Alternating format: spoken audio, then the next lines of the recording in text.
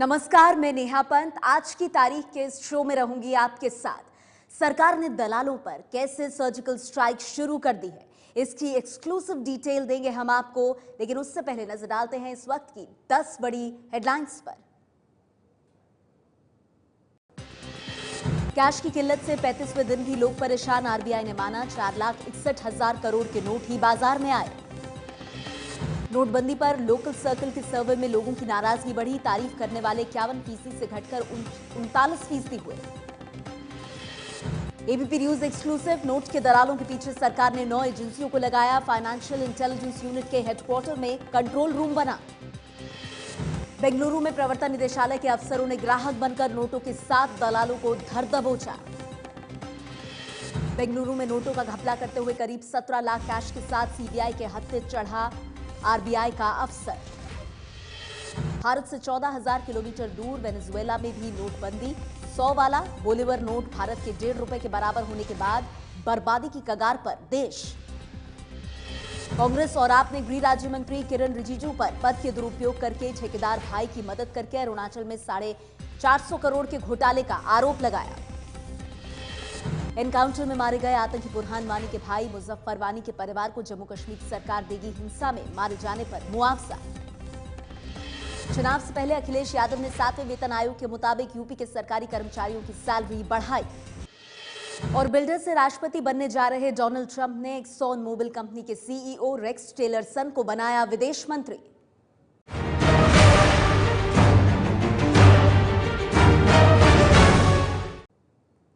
नोटबंदी का आज 35वां दिन है। जिस दिन से नोटबंदी लागू हुई है, ऐसा शायद ही कोई दिन बचा हो जिस दिन नए नोटों की खेप पकड़ी ना गई हो।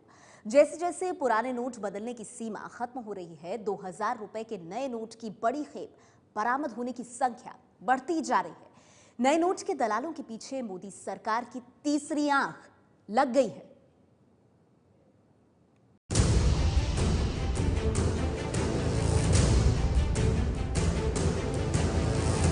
मुंबई, बेंगलुरु, चित्रदुर्ग, गुवाहाटी,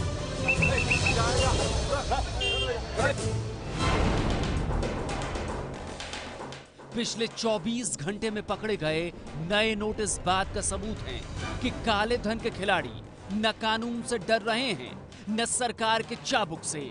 नोटों के दलालों के दुस्साहस के कारण ही नोट की किल्लत का हल ढूंढने में लगी सरकार के सामने दलालों से निपटना पहली चुनौती बन गया है। नोट के दलाल ही हैं जिनके कारण आप लगे हैं लाइन में और खाली पड़े हैं एटीएम। मोदी सरकार ने नोटों के दलालों को धर दबोचने के लिए अपना पूरा नेटवर्क झोंक दिया है। आगे एबीपी न्यूज पर आप देखेंगे तो समझ में आ जाएगा कि कैसे सरकार ने नोटों के दलालों के खिलाफ छेड़ दी है सबसे बड़ी जंग। नोटों के दलालों को अब सिर्फ पुलिस वालों या इनकम टैक्स से ही डरना नहीं होगा। नोटों के दलालों के खिलाफ मोदी की फौज मैदान में उतर चुकी है। मोदी सरकार ने नए सिरे से काले धन वालों को दबोचने के लिए मास्टर प्लान बनाया है। जो जिस भाषा को समझेगा उसी भाषा में समझाकर उसे रास्ते पर लाएगी सरकार। बेंगलुरु में ईडी अफसरों का ग्राहक बनकर दलालों तक पहुंचना और फिर उन्हें रंगे हाथों पकड़ना इसकी शुरुआत मान सकते हैं। फाइनेंशियल इंटेलिजेंस यूनिट वित्त मंत्रालय के अंतर्गत आने वाली इस संस्था का काम है देश भर में होने वाले संदिग्ध आर्थिक लेन देन पर पैनी नजर रखना। एफआईयू के नेतृत्व में 8 और एजेंसियों ने कमर कस ली है। सुनिए एफआईयू की टीम में कौन कौन है।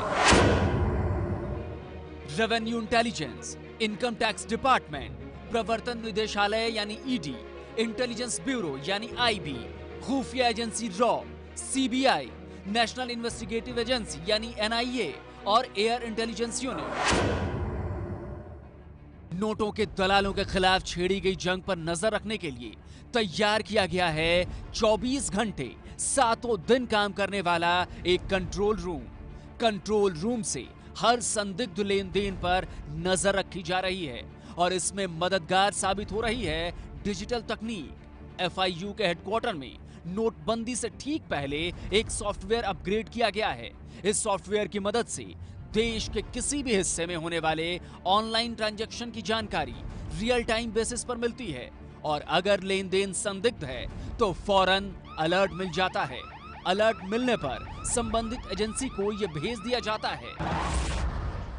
एबीपी न्यूज को सूत्रों से मिली जानकारी के मुताबिक नोटबंदी के बाद से एफआईयू को रोजाना 3000 ऐसे अलर्ट मिल रहे हैं। अलर्ट मिलने के बाद इनकम टैक्स, प्रवर्तन निदेशालय और सीबीआई की टास्क फोर्स सूचना के आधार पर सीधे एक्शन ले रही है, जिसका नतीजा दिल्ली से लेकर बेंगलुरु तक साफ दिख रहा है।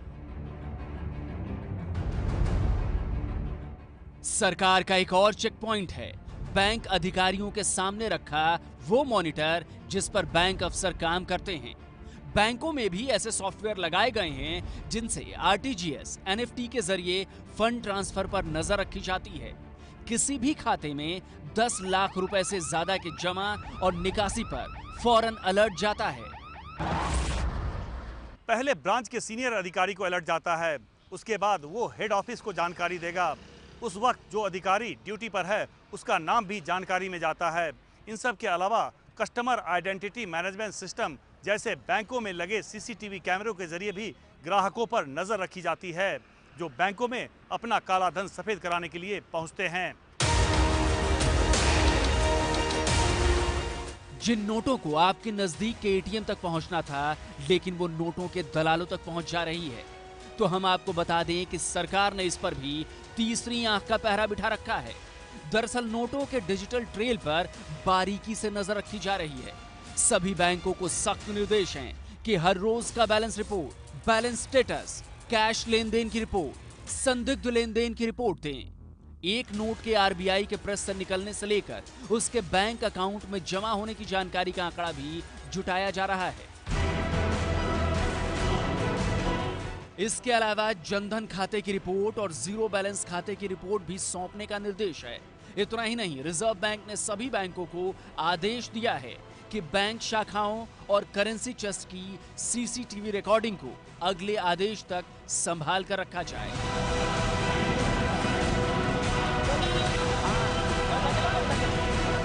नोटों के दलाल जब काम पर थे तब सरकार भी एक्शन में थी। सरकार के पास 400 ऐसी सीडी पहुंच चुकी है जिसमें काले धन को सफेद और सफेद धन को काला करने का खेल खेला जा रहा था। जो पकड़े गए वो तो गए, लेकिन जो अब तक पकड़े नहीं गए हैं वो भी बचेंगे नहीं।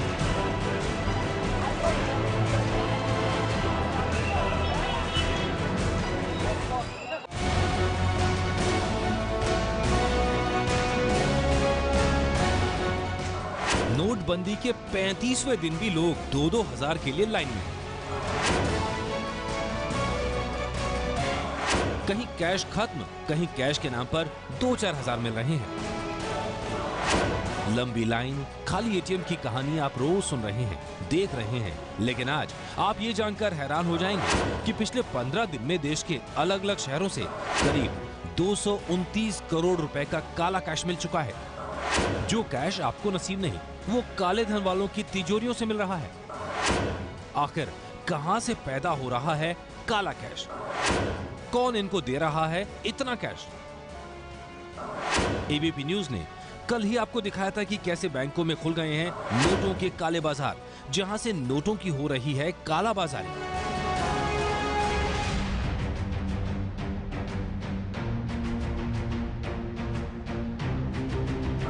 आज आप देखेंगे कैसे नोट के दलाल कर रहे हैं नोटों की कालाबाजारी, जिसके कारण आप खड़े हैं लाइन में और काले धन वाले भर रहे हैं तिजोरियों में नए नए नोट।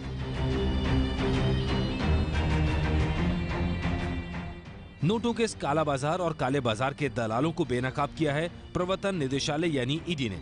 भ्रष्टाचार पर लगाम लगाने वाली जांच एजेंसी प्रवर्तन निदेशालय यानी ईडी को जानकारी मिली थी कि कर्नाटक के एक बड़े अधिकारी को पुराने नोटों के बदले नए नोट दलालों के जरिए मिले हैं। ईडी के इन्वेस्टिगेटिव ऑफिसर ग्राहक बनकर पहुंचे नोटों के दलाल के पास और रंगे हाथों 7 दलालों को धर दबोचा। सरकार का मकसद काले धन पर लगाम लगाना था, लेकिन नोटों के दलाल काले को सफेद करने में जुट गए।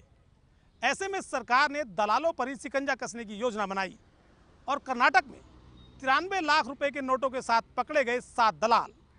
इस ऑपरेशन को अंजाम दिया इन्फोर्समेंट डायरेक्टरेट के उन अधिकारियों ने जो खुद ग्राहक बनकर बेंगलुरु में इन दलालों से मिले थे। सतपाल जी नमस्कार, मेरी कल आपसे फ़ोन पे बात हुई थी। नमस्ते नमस्ते। हाँ बताइए। आप तो जान ही रहे हैं कि नोटबंदी की वजह से कितने बुरे दिन आ गए हैं। मेरे पास 93 लाख के पुराने नोट पड़े हुए हैं, बस आप उसे ठिकाने लगवा दीजिए सतपाल जी, आपकी बड़ी मेहरबानी होगी, नहीं तो मैं बर्बाद हो जाऊंगा। तो ये बात है, लेकिन ये तो बड़ा मुश्किल काम है भाई। अरे मुश्किल है सतपाल जी, तभी तो मैं आपके पास आया हूँ।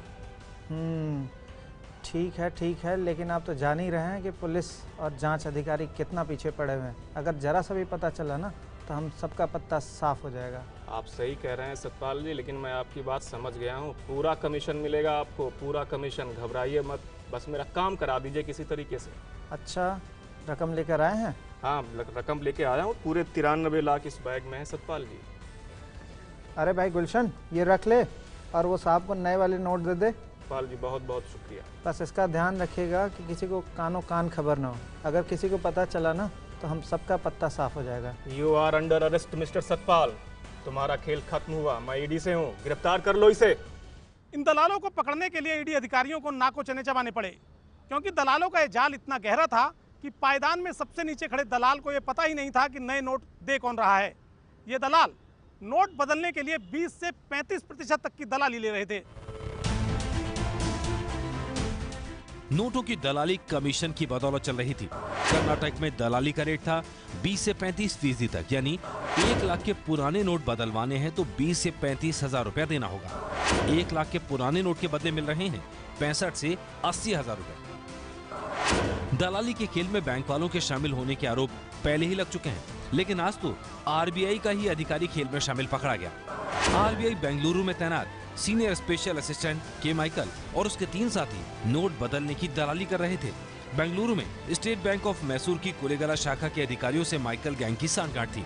1,51,24,000 रुपए के नोट बदले गए थे। इस मामले का दिलचस्प तथ्य यह है कि स्टेट बैंक ऑफ मैसूर की शाखा में आरबीआई के तमाम नियम कानूनों को ताक पर रखकर पुराने नोटों को नए नोटों में बदला जा रहा था, और प्रोटेक्शन था खुद आरबीआई के अधिकारी का, यानी सैया भाई कोतवाल, तो डर काहे का।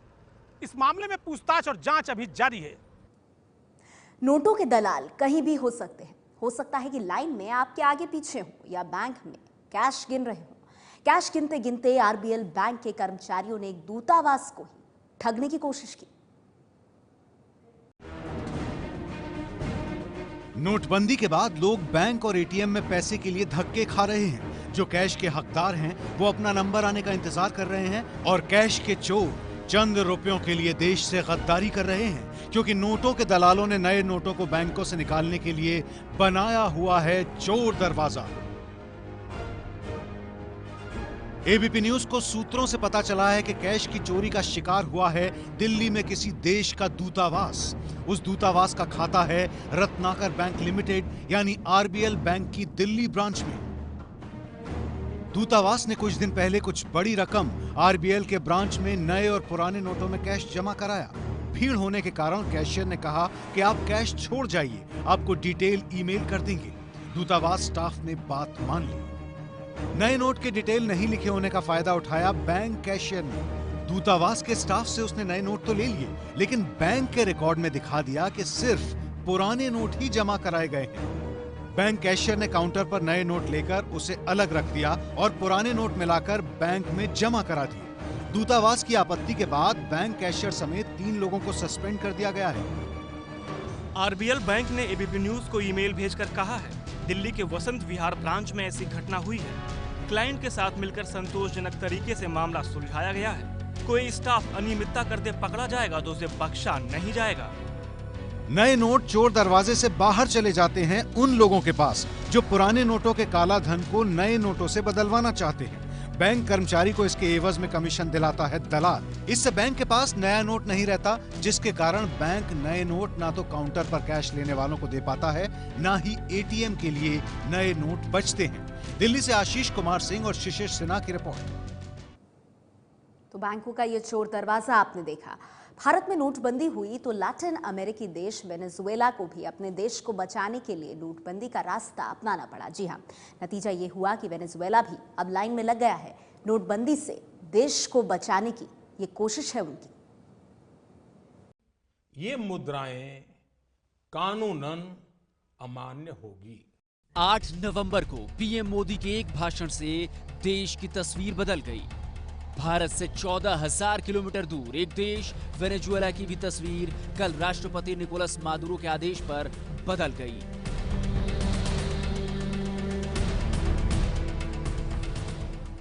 भारत में जब नोटबंदी के बाद देश पैसे के लिए लाइन में है, तब वेनेजुएला में भी नोटबंदी लागू हुई है।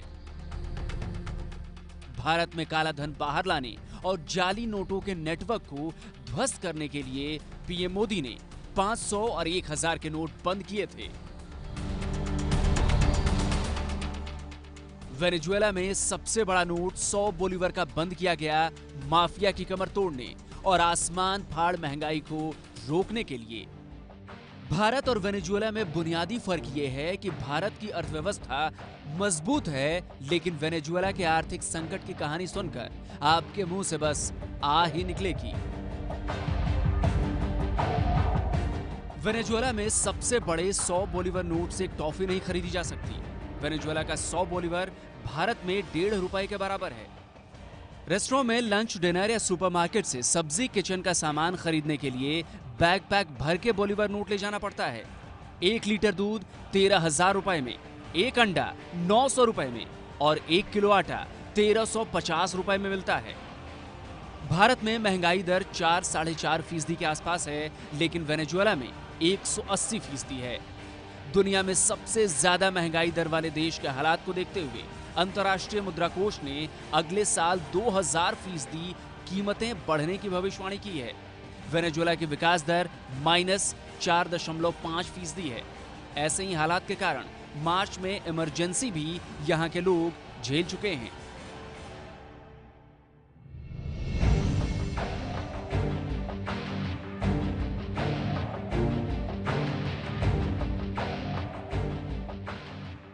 ये समझिए कि वेनेजुएला की करेंसी की ये दुर्दशा हुई क्यों। वेनेजुएला में रिजर्व बैंक ने 6 करोड़ बोलीवर नोट बाजार में लेकर आए, लेकिन करीब 30,000 करोड़ की करेंसी माफियाओं के कब्जे में चली गई। राष्ट्रपति मादुरो का आरोप है कि कोलंबिया और ब्राजील में करेंसी जमा की गई ताकि वेनेजुएला को बर्बाद किया जा सके। इसके पीछे अमेरिका की शह वाले एक एनजीओ पर आरोप लगाया है।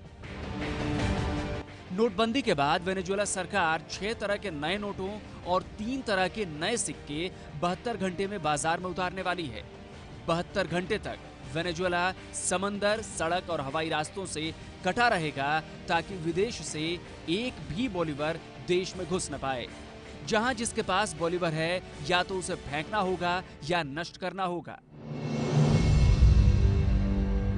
3 करोड़ आबादी वाले वेनेजुएला में 1 करोड़ लोगों के पास बैंक अकाउंट नहीं है। एटीएम से 5000 से ज्यादा बोलीवर निकालने पर रोक है, इसलिए लोग लाइन में लग गए हैं, पाई के लिए संघर्ष कर रहे हैं।